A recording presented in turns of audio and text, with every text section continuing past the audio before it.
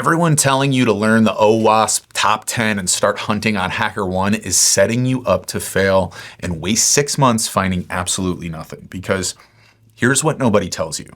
The programs on the front page of HackerOne have been picked clean by hackers who've been doing this for 5+ years. And you're competing against people running custom automation while you're manually clicking through Burp Suite like an idiot. But I just found a student who earned $7,600 in 150 days by doing the complete opposite of what everyone else recommended. And I'm going to show you his exact strategy that actually works in 2025, not some outdated garbage from 2020. All right, so let's address the elephant in the room.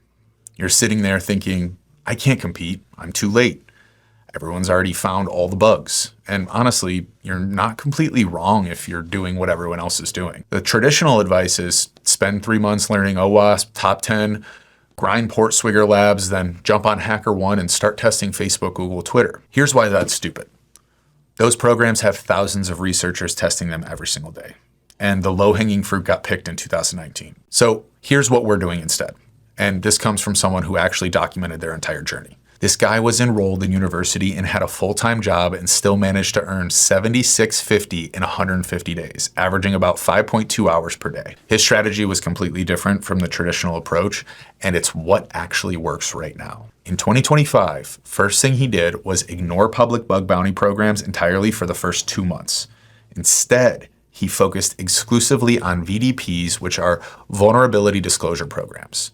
These are programs where companies accept vulnerability reports but don't necessarily pay bounties. Now, you're thinking, wait, why would I hunt on programs that don't pay? And that's exactly why this works. Experienced hunters making 6 figures a year aren't wasting time on VDPs. They're chasing high-paying bounties. This means VDPs have way less competition and you can actually find bugs without competing against automation and elite researchers. He specifically chose Bosch VDP because they weren't even featured on any bug bounty platform. After he submitted his first report through their website, Bosch invited him to their program on BugCrowd. From there, he went hard on them for 2 weeks and found multiple vulnerabilities. This is the key insight. You want to find programs that aren't saturated, where your beginner level skills can actually compete. But before any of that, he spent 2 months just studying. And here's what's critical about his approach. He didn't try to learn everything about web security. He focused on pattern recognition. His goal wasn't to understand every technical detail of how XSS works at the browser level. It was to understand when to look for XSS. You're not going to find local file inclusion in a contact form, right? This is about being efficient with your learning, focusing on where vulnerabilities actually appear in real applications. He completed about 80% of PortSwigger Academy labs during these 2 months. And the key thing is, he was learning the patterns, not memorizing exploits. Where do SQL injections typically appear?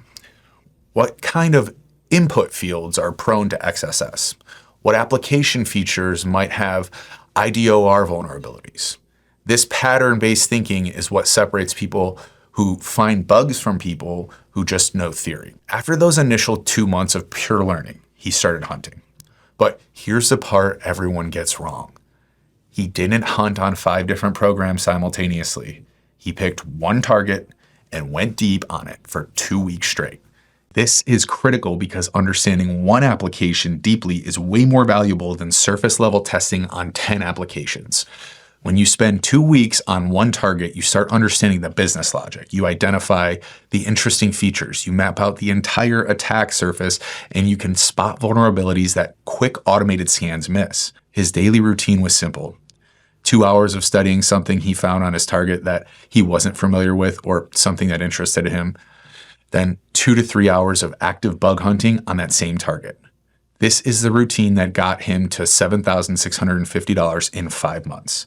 Not jumping around between programs, not chasing the latest vulnerability trend, just consistent, focused work on targets where he could actually compete. Now, let's talk about what actually gets you paid, because finding a bug is only half the battle. The report matters more than you think. His approach was documenting everything clearly, including how to reproduce the vulnerability, what the business impact is, and potential fixes. Programs want reports they can immediately hand to their development team, not cryptic screenshots with no context. A well-documented medium severity bug will get paid faster than a poorly documented critical. The field is oversaturated. Public programs with good payouts have insane competition. You need to be strategic about where you hunt. The move is starting with VDPs and lesser-known programs to build confidence and skills, then transitioning to paid programs. Once you understand your workflow, you're building a foundation first, then scaling. One more critical thing he mentioned was self-hosted or self-managed programs. These are programs where companies manage the bug bounty internally instead of through a platform like HackerOne. These programs often have way less visibility, which means less competition for finding these programs requires more work. You have to actually look for them instead of just browsing HackerOne's front page. But that extra effort is exactly what gives you an edge.